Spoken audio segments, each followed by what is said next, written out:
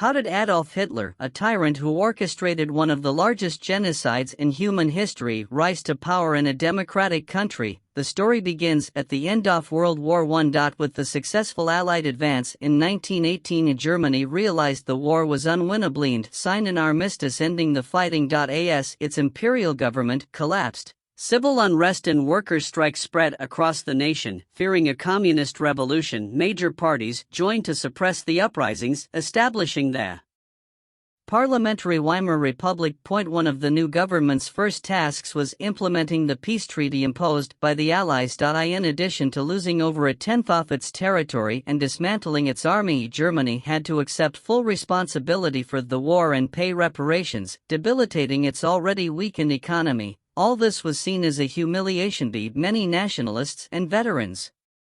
They wrongly believed the war could have been won if the army hadn't been betrayed by politicians and protesters for Hitler. These views became obsession, and his bigotry and paranoid delusions led him to pin the blame on Jews. His words found resonance in a society with many anti-Semitic people. By this time, hundreds of thousands of Jews had integrated into German society, but many Germans continued to perceive them as outsiders. After World War I, Jewish success led to ungrounded accusations of subversion and war profiteering. It cannot be stressed enough that these conspiracy theories were born out of fear, anger, and bigotry, not fact. Nonetheless, Hitler found success with them. When he joined a small nationalist political party, his manipulative public speaking launched him into its leadership and drew increasingly larger crowds. Combining anti-Semitism with populist resentment, the Nazis denounced both communism and capitalism as international Jewish conspiracy to destroy Germany.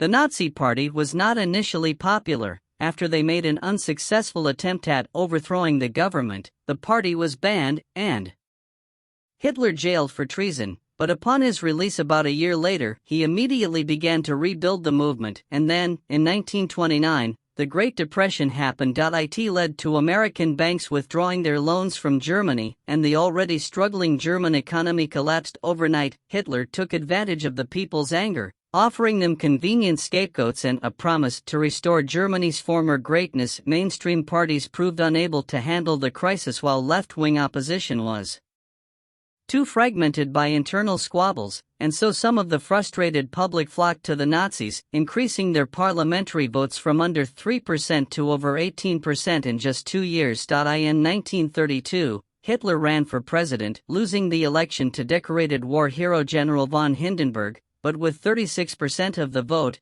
Hitler had demonstrated the extent of his support.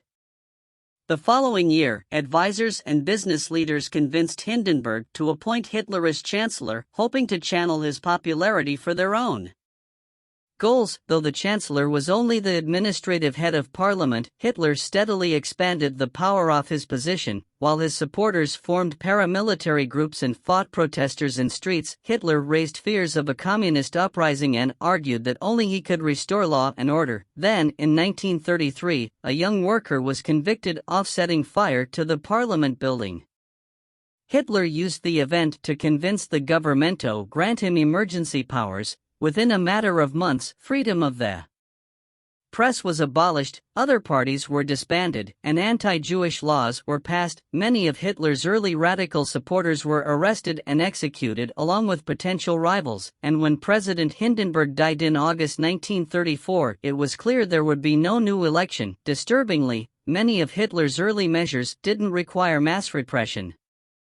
His speeches exploited people's fear and to drive their support behind him and the Nazi Party. Meanwhile, businessmen and intellectuals, wanting to be on the right side of public opinion, endorsed Hitler. They assured themselves and each other that his more extreme rhetoric was only for show. Decades later, Hitler's rise remains a warning of how fragile democratic institutions can be in the face of angry crowds and a leader willing to feed their anger and exploit their fears.